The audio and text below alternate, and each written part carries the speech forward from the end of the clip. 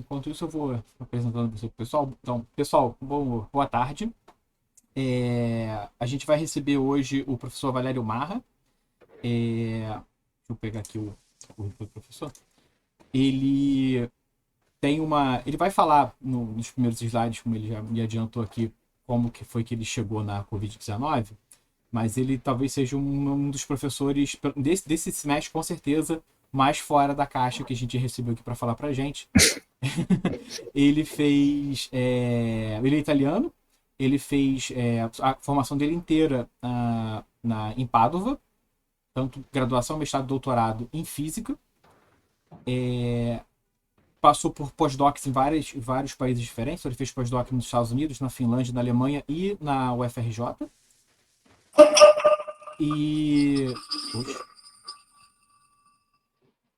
Desculpa. Tudo bem. E hoje, às vezes entra alguém com o microfone aberto.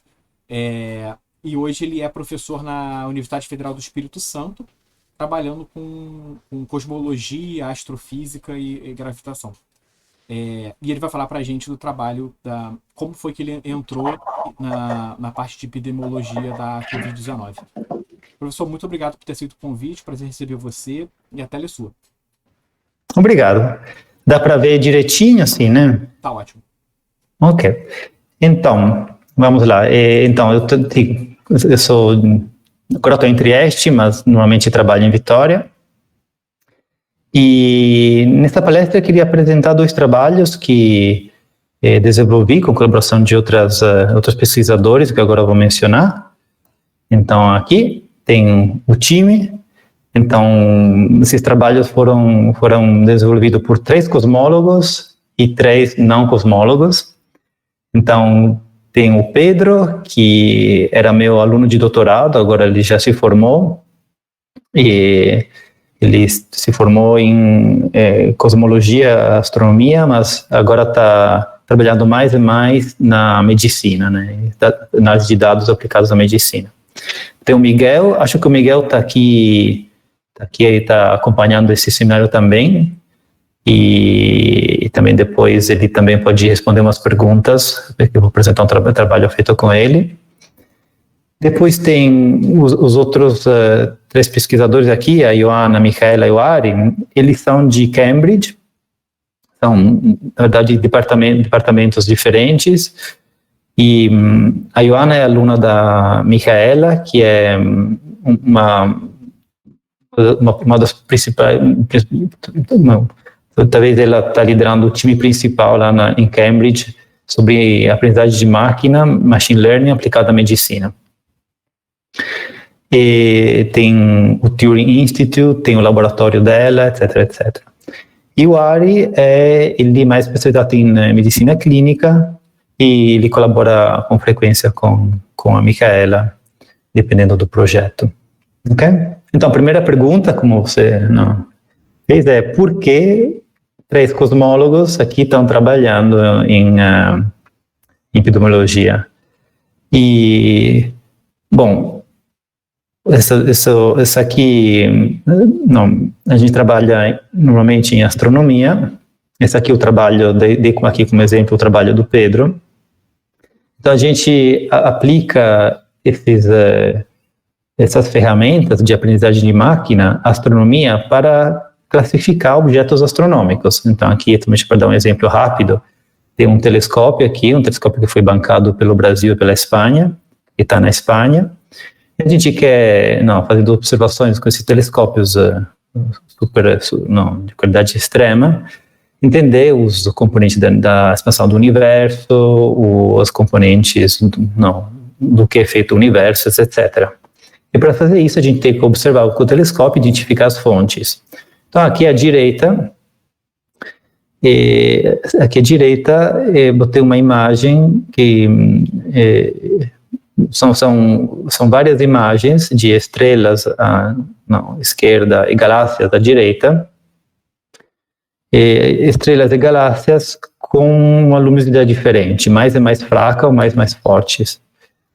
E para a gente é essencial identificar, saber se uma dada fonte que a gente observa com o telescópio é uma galáxia ou estrela, ou é outra coisa também, outro tipo de objeto astronômico. Para fazer isso, uma ferramenta muito boa, tem várias, mas uma muito boa é aquela classe chamada de aprendizagem de máquina. E então a gente usa essa ferramenta para entender se um pixel luminoso é uma estrela ou uma galáxia. Mas essas ferramentas nasceram não para astronomia, né, nem para medicina. São ferramentas abstratas que podem ser aplicadas a qualquer tipo de análise estatística. E o foco, se quiser, o ponto de contato que foi no nosso com a medicina foi exatamente aplicar o que a gente aprendeu, a utilizar em astronomia ao campo da medicina. Em particular, na verdade, foi o mérito do Pedro, ele que entrou em contato com, primeiro, independentemente, sozinho, iniciativa dele, com a professora Micaela, e a ideia era até nesse momento de crise, a ideia era de tentar ajudar o povo brasileiro, as instituições, ajudar criando uma ferramenta para prever, para saber o que vai acontecer com os vários pacientes de coronavírus, né? Então, ao invés de ter estrelas e galáxias, a gente, olhando esse diagrama aqui à esquerda, a gente tem um paciente, a gente quer saber se ele vai para UTI ou não, né? Em vez de estrela galáxia. E se vai para UTI, depois vai ser ventilado, para quanto tempo? Quanto vai durar? É tudo isso aqui. E com Machine Learning você pode fazer não somente isso no nível individual, ou seja, saber se chegar fulano, você quer saber o que vai acontecer com ele, do ponto de vista estatístico, mas você pode fazer essa mesma coisa para o hospital inteiro. Então você pode dar uma previsão do como vai ser a lotação do hospital daqui a 2, 3, 4 semanas, etc. Isso aqui não é ficção científica, porque já está sendo feito na Inglaterra.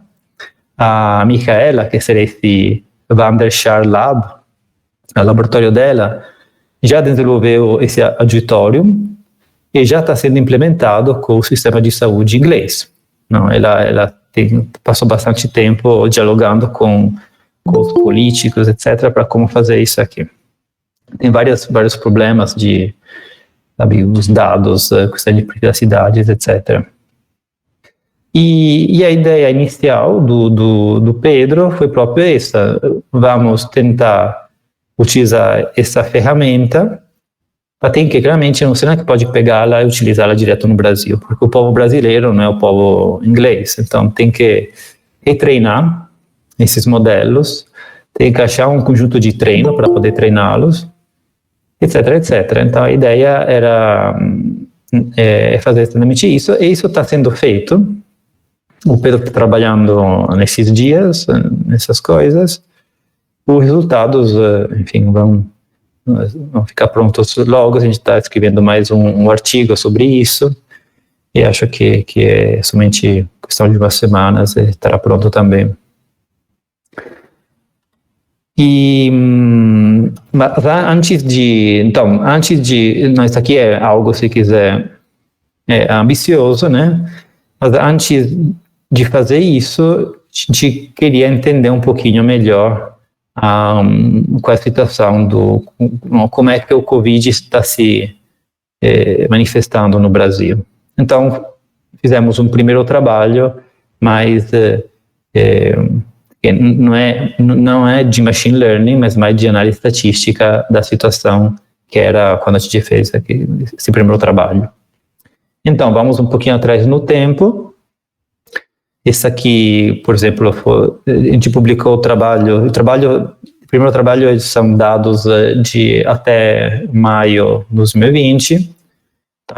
O Brasil estava ainda, o número de óbitos e de casos estava saindo direto, o Brasil está subindo direto, o Brasil estava na segunda posição mundial.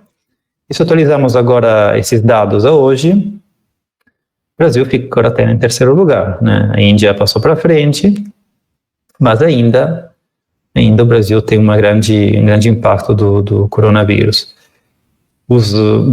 A curva achatou um pouquinho, para várias razões, mas está longe de ser, não, a gente está longe de estar fora da pandemia. Então, resumindo um pouquinho a situação no Brasil, do ponto de vista o que foi feito, pode ser feito para enfrentar o coronavírus. A gente, de um lado, tem o governo federal, né, que, enfim, a resposta do governo federal não foi muito boa, todo mundo sabe. O Brasil tinha bastante tempo para planejar melhor o primeiro impacto da pandemia, visto que começou na China, depois foi para a Europa e somente depois foi para a América Latina. Mas o governo minimizou o impacto, tentou minimizar também a importância de distanciamento social, deu exemplos que não são muito corretos, mas houve uma crise do Ministério da Saúde, né, com Mandetta, etc. Poucos testes e pouco investimento, né. E até houve uns dias que os dados públicos desapareceram, depois voltaram devido, né, às críticas. Por outro lado, se formaram vários grupos de pesquisa, observatório, o Comitê Científico do Nordeste, vários também, a gente na UFES tem um pequeno grupo, mas tem inúmeros grupos de pesquisadores que formaram para tentar estudar e ajudar governadores, etc., a entender a situação e planejar o que tem que fazer, né? Então, o Brasil, aqui na Itália a gente critica bastante, né? Todo mundo sempre critica o governo, né? Mas acho que o Brasil com certeza não foi um exemplo de como lidar com o coronavírus. E em particular, além de como encarar o coronavírus, o Brasil tem pouca segurança social, né? É um país em desenvolvimento, tem vários problemas, e é um país grande, não somente multiétnico, mas também grandes. Então você tem desigualdade, diversidade étnica regional bem forte. Então a nossa esperança com esse primeiro trabalho era de convencer o governo que é necessário proteger regiões e grupos étnicos que são mais suscetíveis, que possuem um maior risco ao Covid. Okay. E algo que eu acho importantíssimo ressaltar é que todos esses trabalhos, né, foram possíveis graças ao fato que está na Constituição o fato que os dados têm que ser públicos, né? Ou seja, eu sou estrangeiro, né, então fiquei, na verdade, positivamente surpreso pelo fato que pela quantidade de dados de alta qualidade que você encontra somente googlando, somente procurando IBGB da vida, etc. Tem uma quantidade tem um número se alguém gosta de análise de dados, tem um número de teses de doutorado infinito que podem ser feitas pela quantidade de dados públicos. Em outros países, não sei se é sempre assim em todos os países. Realmente, graças à Constituição brasileira, esta lei de 2011 tem uma grande transparência, ou seja, pesquisadores têm uma grande oportunidade nesse sentido. Então, esse primeiro trabalho do qual vou falar é baseado em um conjunto de dados chamado CIVIP-GRIP, Sistema de Informação de Vigilância Epidemiológica da Gripe, que você pode apertar este link e está aí disponível para você. Agora está mais atualizado, obviamente. Na época, a gente usou o conjunto de dados que foi atualizado pela última vez no dia 4 de maio. Esse CVP-GRIP, o que é? Então, quando tem um paciente que vai para qualquer tipo de hospital, público ou privado, e tem uma doença conectada com a gripe, né? Com a gripe, eles vão preencher essa ficha que está aqui à direita. E vocês podem olhar, essa aqui é somente a primeira página, tem um monte ou são somente uma página, não me lembro. Tem um monte de opções, ou seja, é um conjunto de dados extremamente rico. Muito, muito rico. Né? Bem mais rico do painel coronavírus, por exemplo, que a gente está acostumado. Então, na época, tinha mais ou menos 100 mil dados, de 100 mil pacientes. E aí você pode botar uma restrição sobre o fato que eles possuem coronavírus, que estão contagiados com coronavírus. E como agora, o Brasil, de novo, é um país grande e diverso, né, com muita diversidade. E, então, para tentar fazer uma análise o mais homogênea possível, a gente botou como restrição que o paciente tem que ser admitido ao hospital. Ok? Porque aqui você botou um nível mais homogêneo, né? Você considera somente os pacientes testados positivos, isso depende de como o teste é feito. Isso não significa que nosso conjunto de dados é homogêneo, mas pelo menos um pouquinho mais. E também, visto que nas primeiras análises, a gente percebeu que percebeu um impacto, uma dependência forte de etnia, então a gente, a posteriori depois, incluiu também como restrição o fato de possuir informação sobre etnia.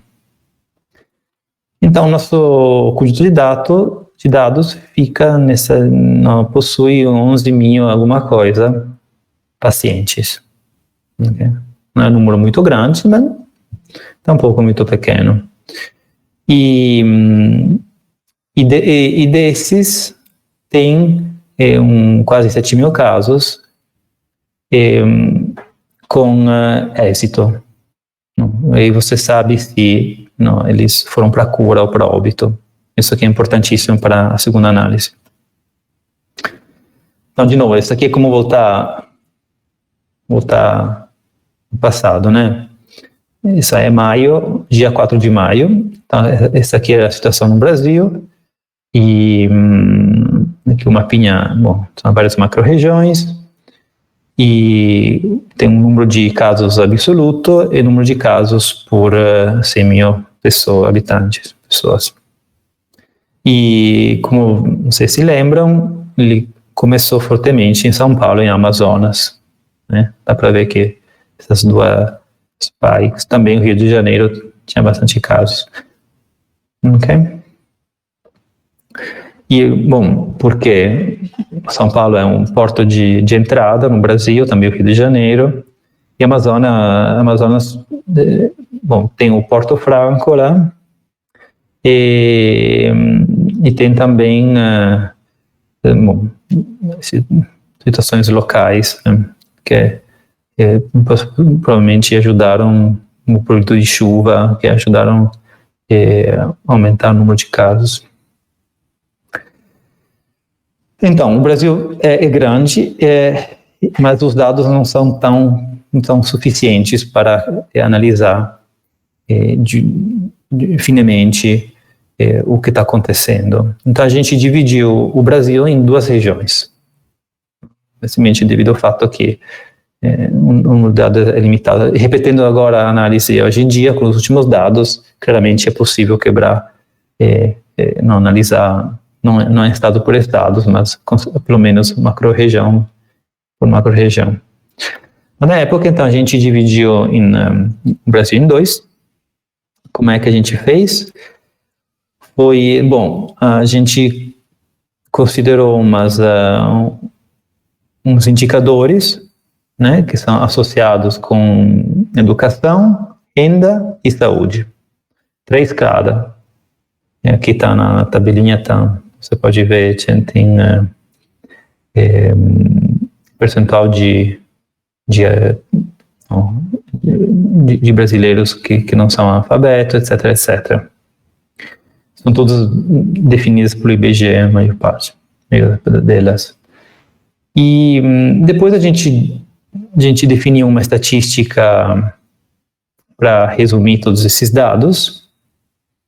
A gente normalizou os dados, definiu essa estatística. E esse gráfico, você pode ver à direita, e a gente plotou simplesmente esse valor dessa estatística, que está baseada em educação, renda e saúde, para os vários estados. E, naturalmente, apareceu esse salto, esse gap, e os físicos gostam muito dessas coisas, porque quando você encontra esse tipo de descontinuidade, parece automático parece um local legal para cortar o Brasil em 2. E, coincidentemente, essa divisão divide o Brasil exatamente, talvez no jeito não padrão, mas, ou seja, um jeito bastante comum para dividir o Brasil, ou seja, norte e centro-sul. Okay? Exatamente, foi talvez uma coincidência, mas poderiam ter tido flutuações. Marquei o Rio de Janeiro, já que vocês são do FJ. E o Rio de Janeiro, já para adiantar umas coisas mais para frente, ele possui bons índices, né? Então, bons índices vocês podem olhar na tabela, né? Então, é um estado desenvolvido no Brasil. Então, você espera que se poderia dar bem no coronavírus. A gente não usou etnia para fazer essa distinção. Essa distinção é baseada somente em educação, renda e saúde.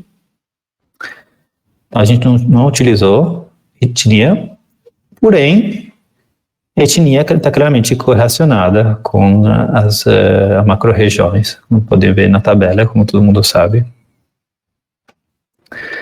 Então, a primeira parte do trabalho foi somente uma descritiva simples, ou seja, vamos ver, a gente dividiu o Brasil nessas 2 super-regiões, e vamos comparar umas características básicas.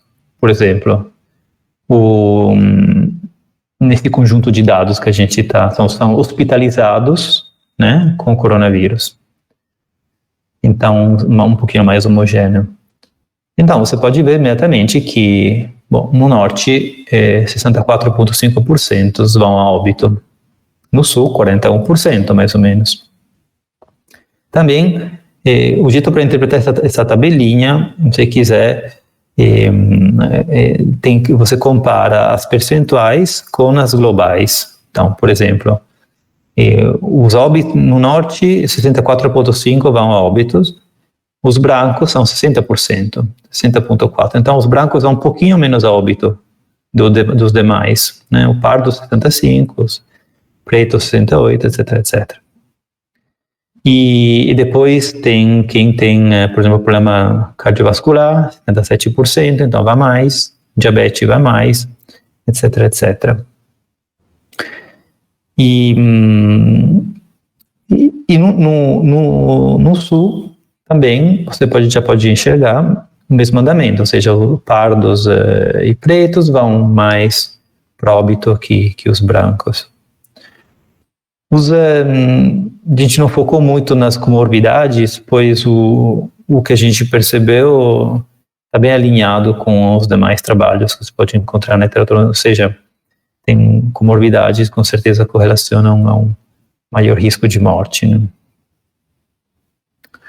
Aqui também eu vou ter uma tabelinha para ver a expectativa de vida, dependendo do estado, né? E também, claramente, está correlacionados.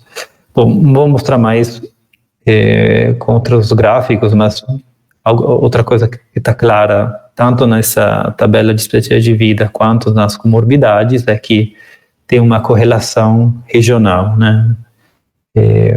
Estados que que pertencem a uma região norte têm mais comorbidades e menor expectativa de vida, né? Esse aqui também é bastante interessante.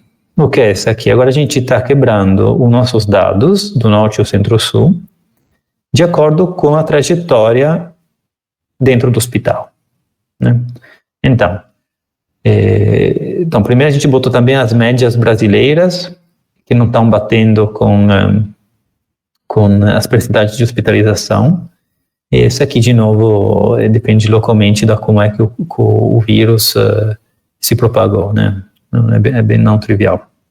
Então, começamos pela admissão hospital. No norte, por exemplo, 16,7% do nosso conjunto entra no hospital, né? Para o UTI, vão 19%. Morrem 15,6%. Okay? Pardos entram 76,7%. Não é importante comparar 76 com 16, porque isso aqui somente depende da região, né? Que tem mais ou menos pardos e brancos. Mas tem que comparar o 76 com o fato que entram na UTI 73,8%, menos, significativamente menos. Ou seja, os brancos entram mais na UTI, os pardos menos. E isso aqui pode ver na coluna que é morte sobre hospitalização, pode ver que é maior a percentagem. Enfim, e a gente vai ver depois que isso aqui é significativo, não está entre, ou seja, não é uma flutuaçãozinha. Outra coisa, isso também está relacionado a algo que, de novo, todo mundo sabe, que a saúde privada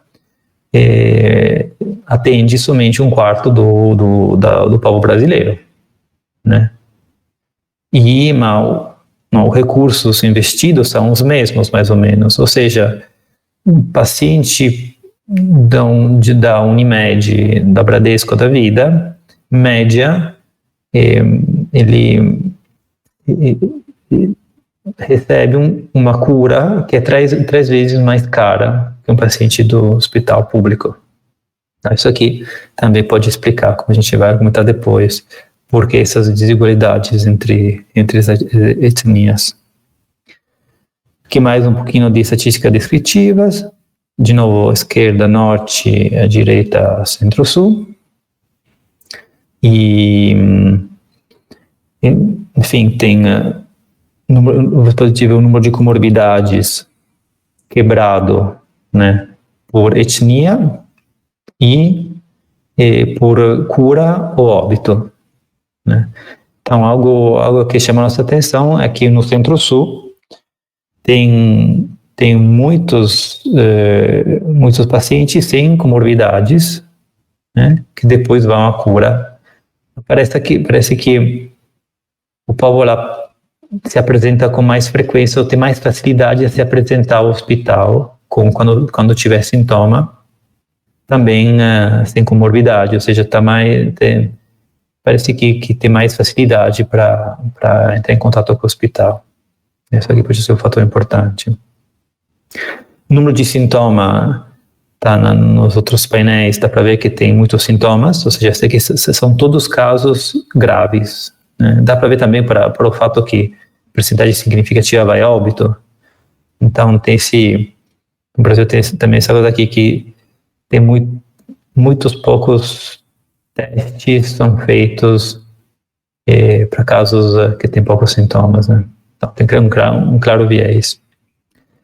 E depois tem quebrado em função os dados quebrados em função da idade. E dá para ver que no norte a idade está toda mais para baixo, ou seja, tem que fazer uma translação dos gráficos. Isso aqui claramente devido ao fato que a idade média, ou seja, a expectativa de vida média é inferior no norte comparado ao sul. E de novo, isso aqui está... isso aqui. E agora a gente vai para a parte principal da análise. Então aqui a gente faz uma chamada regressão Cox, né? O que a gente está fazendo aqui? Então, a gente está plotando, né? Tá visualizando o hazard ratio, né? A razão seria quanto maior é o risco de morte por unidade de tempo, né? Comparado com uma classe de referência. Então, nossa classe de referência aqui é um brasileiro que tem menos de 40 anos, brancos e fêmea, sem comorbidades. Por que a gente escolheu esse? Porque é o caso, se quiser, que tem menor chances de morrer, né? Para normalizar esse hazard ratio. Também o Brasil é grande, então a gente utilizou o Mixed Effect Cox Regression, que significa que a gente dá a possibilidade, a gente deixa a possibilidade que cada paciente pertence a um cluster. Esse cluster é definido pelo estado de onde mora, né, onde foi hospitalizado. Okay? Então a gente inclui também os efeitos regionais desse jeito. Depois a gente inclui mais efeitos mais para frente. Então, o primeiro resultado que a gente observou, que é um pouquinho, que é algo que foi percebido também em outros trabalhos, em outros países, é que a etnia é importante, né? Mas um pouquinho a novidade é que a etnia, ou seja, possui etnia parda, é o segundo fator de risco depois da idade, que a idade é claramente o clássico no coronavírus, é super conhecido.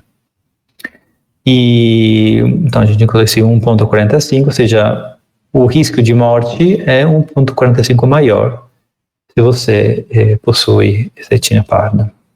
E preta, assim, um pouquinho menor, mas a gente focou mais sobre a etnia parda devido ao fato que os dados tem mais dados, tem mais significância estatística, visto que a gente tem somente 11 mil dados. E outra coisa que a gente, olhando agora os efeitos regionais dos estados, algo que nos surpreendeu foi que, apesar de achar o que a gente está esperando, ou seja, estados do norte com risco maior comparado com os estados do sul, a gente achou que o Rio de Janeiro estava lá com um dos hazard ratio maiores no Brasil, né? Apesar dos índices socioeconômicos altos dele. Okay? A gente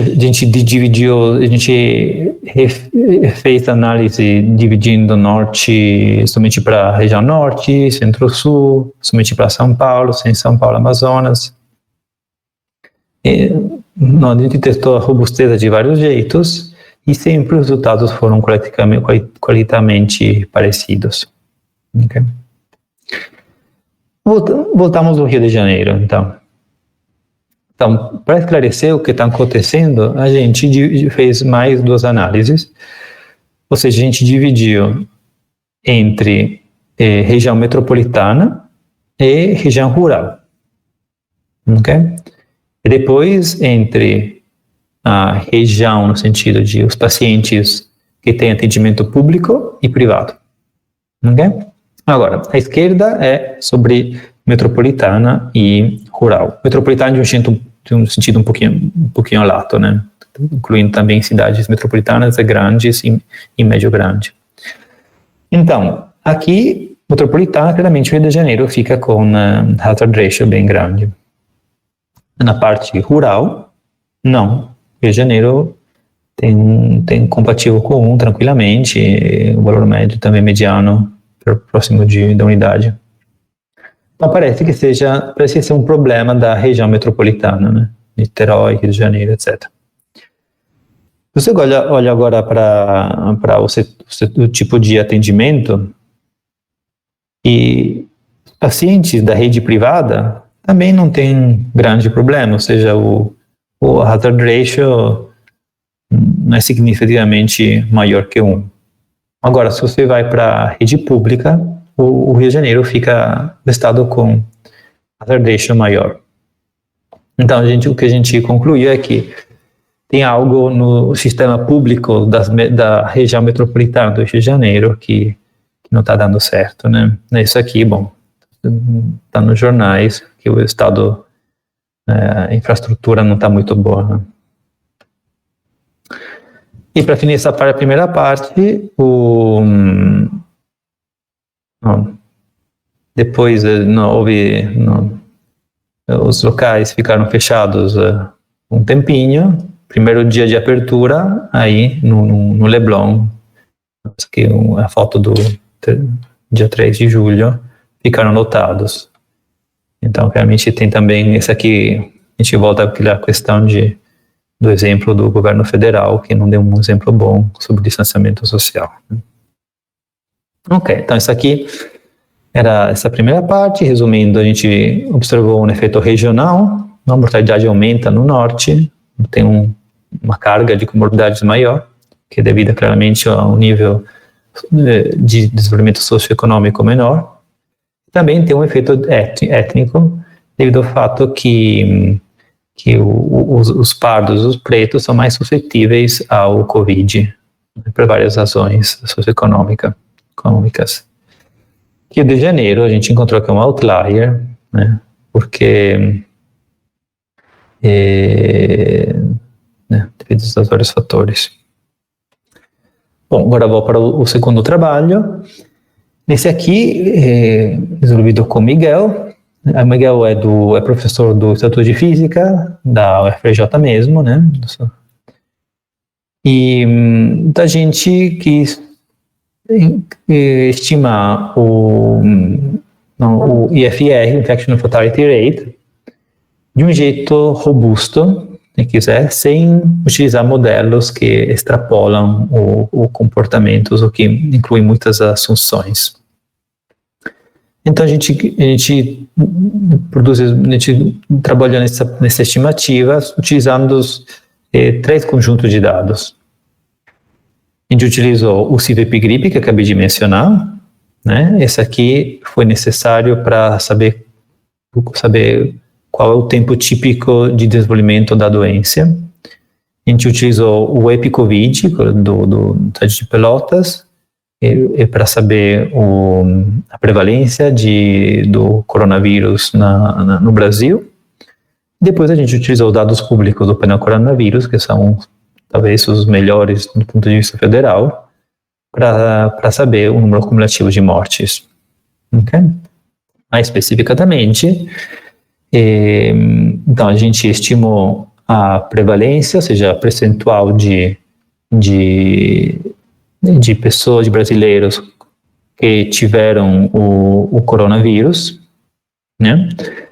Que foram detectados assim, detectados positivos pelo teste.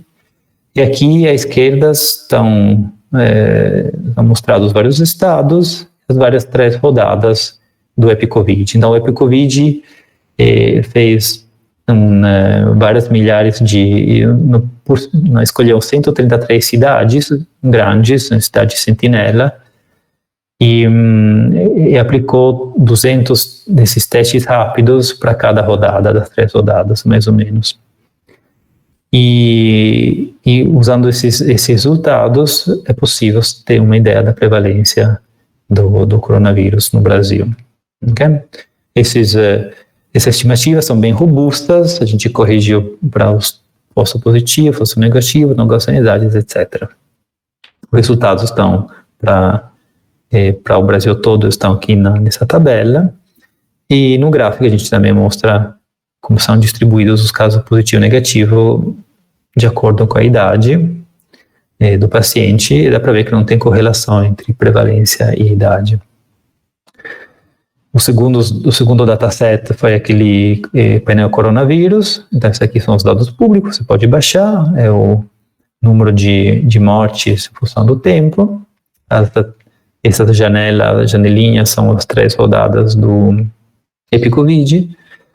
E aqui, devido ao fato que que foi percebido agora recentemente nos artigos dos últimos meses, que esses testes têm eles conseguem detectar o os anticorpos somente entre uma janela limitada de tempo. A gente aqui inclui somente as mortes que estão entre essa janela. Okay? Essa janela não é bem conhecida, ou seja, a gente não sabe até que dia você consegue detectar os anticorpos. E tem artigos que falam 60 dias, 90, enfim. A gente usou um intervalo que vai de 40 a 80 dias, a gente chamado de um prior largo na nossa análise. Também os dados aqui são suavizados usando uma janela de 7 dias para tirar as flutuações devidas a final de semana, etc. E finalmente, se a gente quer estimar o infection fatality rate, a mortalidade, né, dessa doença, tem que saber como correlacionar a data. Não, se você mede, você faz um levantamento serológico para saber a prevalência em um dado dia, tem que conectar isso com a data de possíveis mortes, né? Porque você não pode usar o dia do levantamento serológico, porque tem pacientes que ainda não tiveram êxito, que pode ser cura ou óbito. Então a gente usou o CIVEP para saber, para particularizar essa escala de tempo ao Brasil, não sem utilizar uma escala de tempo qualquer no mundo, a gente para ter uma acurácia maior. E essa escala de tempo, esse tal AD de antibodies à morte, a óbito, são mais ou menos 10 dias. Aqui esses gráficos que te mostram a distribuição de quanto tempo passa, né? O primeiro é da sintoma à hospitalização, o segundo, hospitalização a óbito, o terceiro é da sintoma a óbito. Okay? E com todos esses três catálogos, com esses três conjuntos de dados, dá agora para calcular a mortalidade, né? O EFR. E então a gente simplesmente faz agora a razão entre a fração de óbitos e a fração de pessoas com anticorpos, claramente corrigindo tanto para esses 10 dias de atraso, quanto para o fato que o teste tem uma janela de aplicabilidade. O resultado está quebrado estado por estados aqui à esquerda. Os pontos pretos são uma análise feita pelo grupo de Londres, e a gente está mostrando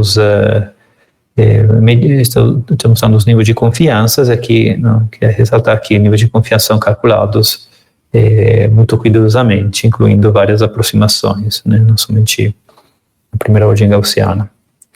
E se quiser, o gráfico principal, essa aqui à direita, que mostra a distribuição de probabilidades, né, do IFR para as 3 rodadas, é também aquele total.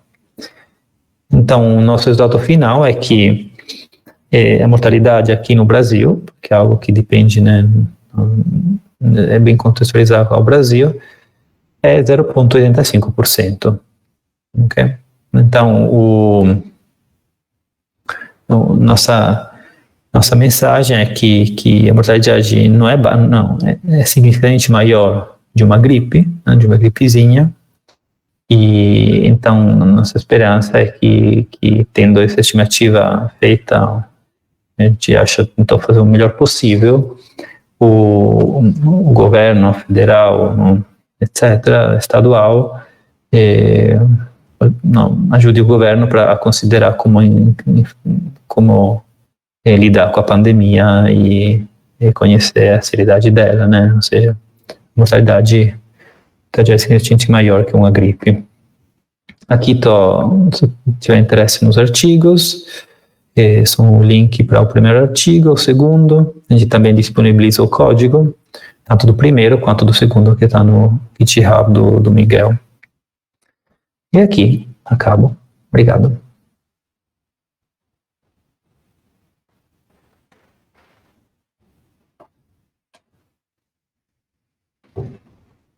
Temos perguntas? Eu posso fazer um monte, vocês estão pensando aí, enquanto vocês querem que eu anotando um monte de coisa aqui. Então, se vocês quiserem fazer perguntas, vocês podem fazer pelo microfone ou podem escrever no chat que eu falo, não tem problema. Mas eu tenho algumas perguntas que eu fiquei anotando aqui, especialmente sobre o Rio de Janeiro, por que é tão outlier, assim. A gente já sabia que estava ruim, né? Não sabia que estava tão ruim assim. Sim, principalmente se você compara com os outros estados da região Centro-Sul. Sim, foi realmente uma surpresa. Então, tem esse fator, claramente, devido ao fato que você deve saber melhor que eu, claramente, como é o estado dos hospitais públicos. Né? Então, apesar de ter um índice socioeconômico alto, claramente, talvez esses índices não estão bem atualizados.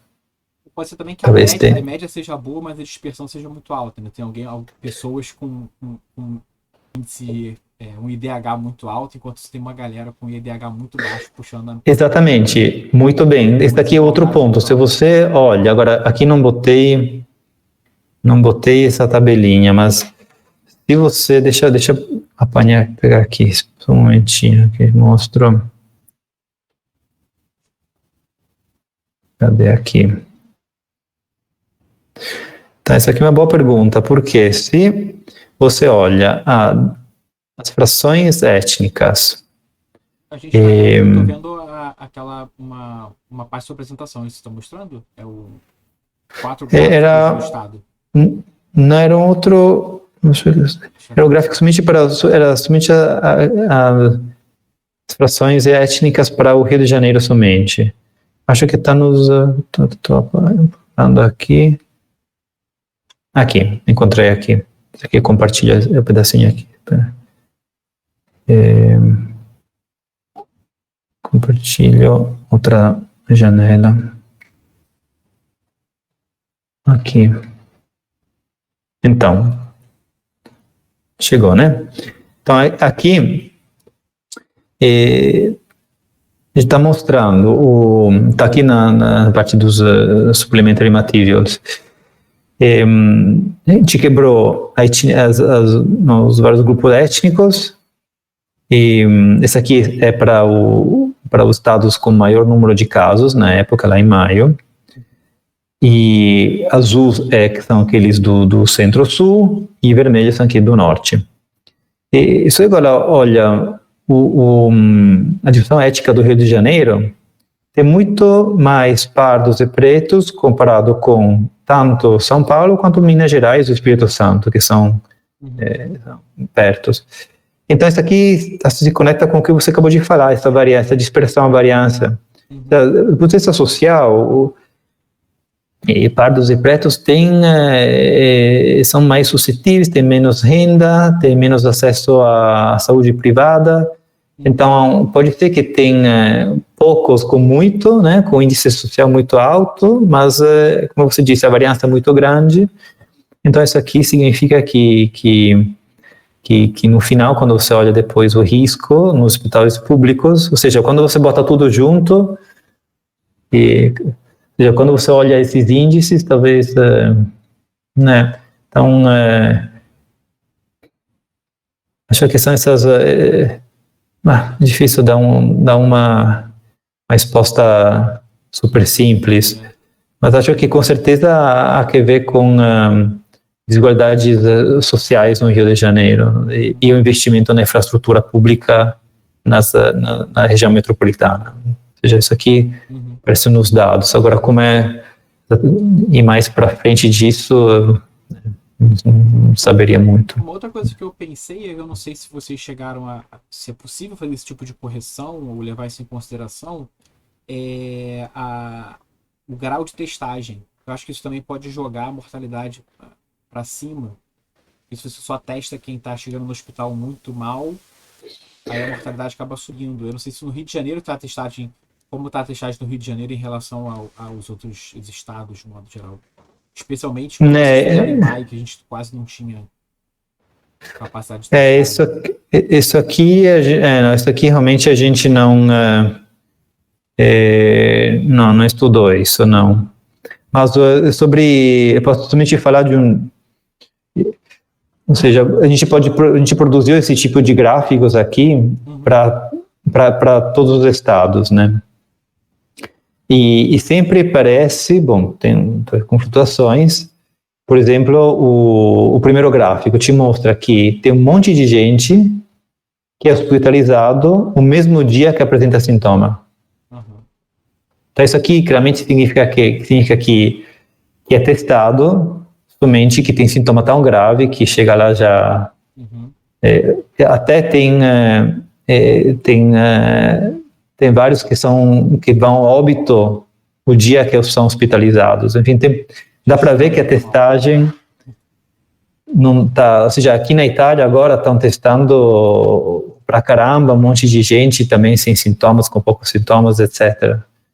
E isso aqui é preciso para fazer o tracking para reduzir um pouquinho a curva.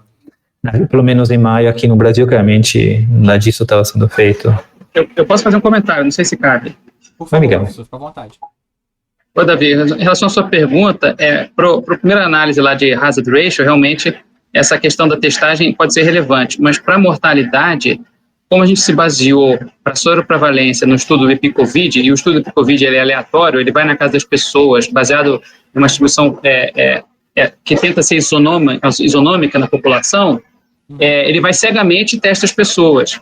E como ele vai cegamente e testa as pessoas, você tem uma foto da seroprevalência naquele instante na população que é irrelevante à testagem oficial do governo, nesse sentido, certo? Você vai ver, tem tantas pessoas contaminadas, tantas testadas. Isso dá uma porcentagem de população contaminada, claro, são 250 pessoas por cidade por rodada.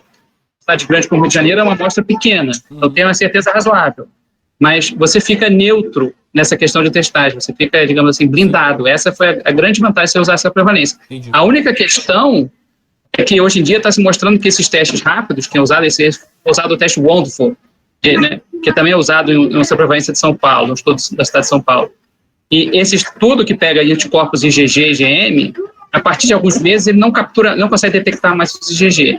Seja porque os IgG caíram o suficiente para que não seja mais detectado no teste. Então, ele começa a ficar cego. Então, a quarta rodada do EpiCovid foi feita alguns meses depois das primeiras, que é muito recente, mostrou uma queda da prevalência no Brasil. E o único jeito de você cair, a população não pode ter ficado, deixado de ter ficado contaminada. Então, é porque não está mais testando. Então, esse é o efeito que você tem que levar em conta. Mas, fora isso, você está imune à quantidade de testes feitos. Entendi.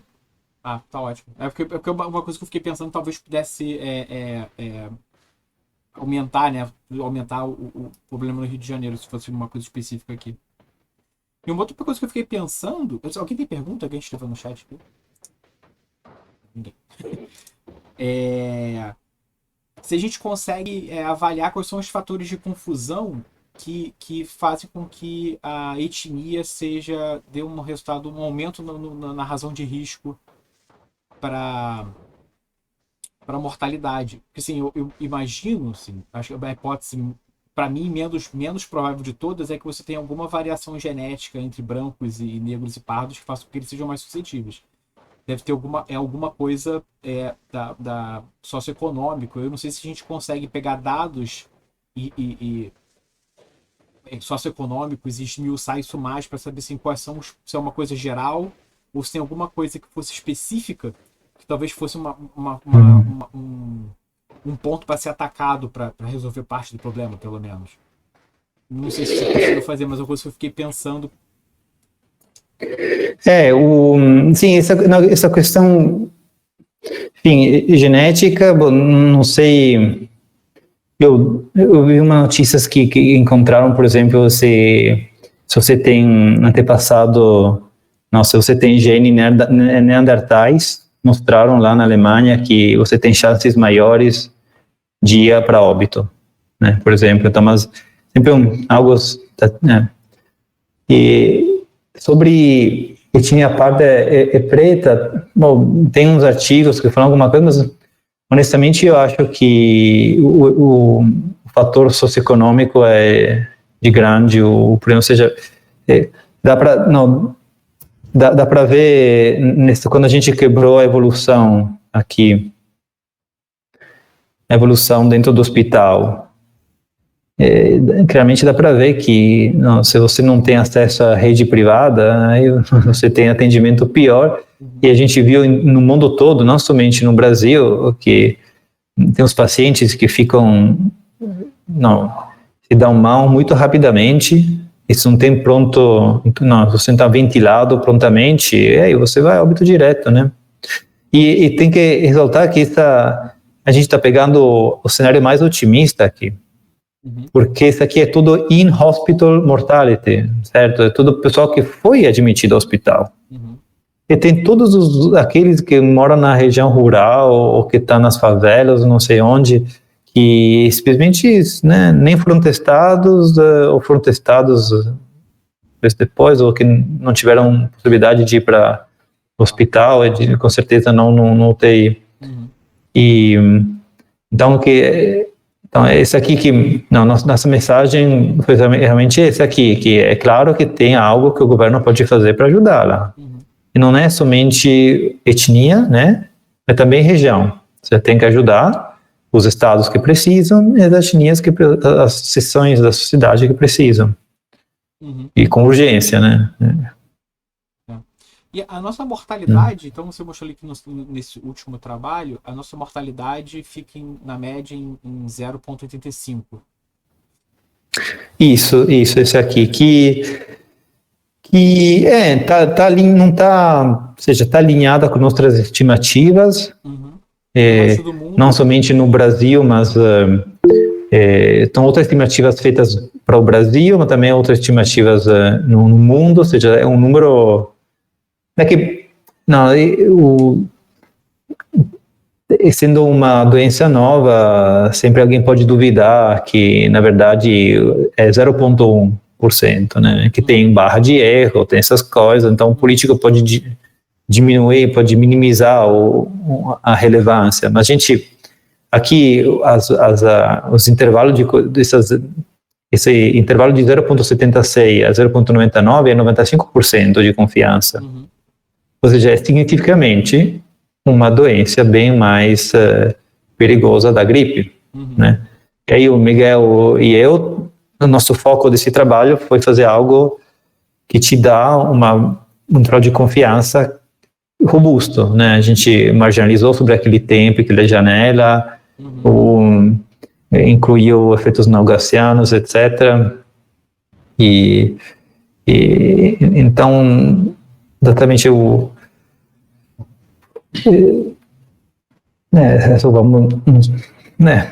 tem que agora. Eu posso fazer mais um comentário, talvez, sobre isso? Claro. Sim, por favor, Miguel. Davi, porque existem vários estudos na literatura que dão resultados um pouco discrepantes ainda sobre essa mortalidade. Então, esse valor não é atípico, mas você tem meta-análises publicadas que tiveram muito press release, apareceram em vários jornais, onde acharam um número bem mais baixos que esses, né, com uma dispersão grande. Né? A questão é que nessas meta-análises muitas vezes são feitos estudos que têm que modelar, por exemplo, efeitos como você está perguntando, qual é a subnotificação que você tem. E aí você tem muitas variáveis que não dependem de modelo e eu acho que você fica com muito menos confiança. A gente tentou fazer algo que tivesse o mínimo possível de modelagem. Então a gente acha que a nossa estimativa é uma das mais acuradas que tem na literatura no momento. Né? Por quê? Porque a gente não está fazendo quase hipótese nenhuma. Olha só, vou supor que a mortalidade... Você vê que o estudo do Imperial College, que são esses pontinhos pretos aí, até deu certo, mais ou menos, na média, o valor. Mas eles não batem estado por estado. Não. Né, que são os pontinhos pretos. Então, quer dizer, porque é tudo modelagem lá, certo? E tem outros artigos no Brasil que modelaram e acharam que mortalidade deveria ser 0,2%, 0,3%, certo? Mas não é baseado direto em dados, é baseado em muitas hipóteses. Exatamente, depois o político quer acreditar que 0,2% é verdade, né? Vai achar um artigo. E aí minimiza tudo, né? Muita coisa sendo feita e aí você começa a achar, se você chafurdar ali no PubMed ou no pré-print, você vai achar a resposta para tudo que você quiser. Na verdade, você vai achar a resposta que você quer para qualquer pergunta que você faça, né? Esse é outro problema de agora, né? Que visto o fato que a epidemia está correndo, todo mundo olha no Media Archive, mas teria que olhar nos artigos publicados, né? Ou seja, também imprensa, política. Normalmente, um artigo de jornal é feito com artigo publicado pelo revisor, né? Que ele sofreu bastante tortura pelos referidos. Agora, dar visibilidade a artigos não publicados é um pouquinho perigoso. Eu tenho muito pé atrás com isso, um pouco de... Eu gosto da iniciativa do pré-print, mas eu tenho uma faca de dois gumes. Eu acho que tem muito medo. Porque a gente não, eu, Miguel e eu, está acostumado na astronomia, cosmologia física, que você bota o pré-print, mas ninguém morre, né? Se o buraco negro, se a energia escura tem equação de estado diferente mas na medicina não, tem impacto social. Então acho que a coisa do preprint tem que ser foi um pouquinho fora de mão, acho, nos últimos meses, né? Eu concordo. Tem uma última pergunta aqui da Raíssa. Ela perguntou como é que os resultados dessa pesquisa são recebidos pelo governo. Se de fato tem algum impacto sobre a tomada de decisão política, ou se os caras engavetam o negócio. Então, no primeiro, houve um pouquinho de visibilidade nos jornais, também houve o grupo da PUC, também publicou algo parecido. Então talvez, claramente, nenhum político foi para a gente falar que foi de importância alguma, mas talvez, enfim, isso aqui, você trabalhou aqui com o Miguel, também a gente espera, mas realmente não, é difícil ter um feedback, né? Entendi. Bom, professor, queria agradecer de novo por ter aceito o convite para falar aqui com a gente diretamente da Itália. Obrigado a você, David. Foi excelente a apresentação, os dados, mostrar para a gente como foi. E acho também essa história da transição da física para epidemiologia. Acho que assim foi muito... A epidemiologia ganhou. Com esse resultado. Queria agradecer ao professor Miguel também, que fez participação especial dos comentários. Obrigado, professor. E aí, na semana que vem, então. a gente volta, pessoal. Muito obrigado. Um abraço. Obrigado. Tchau, tchau.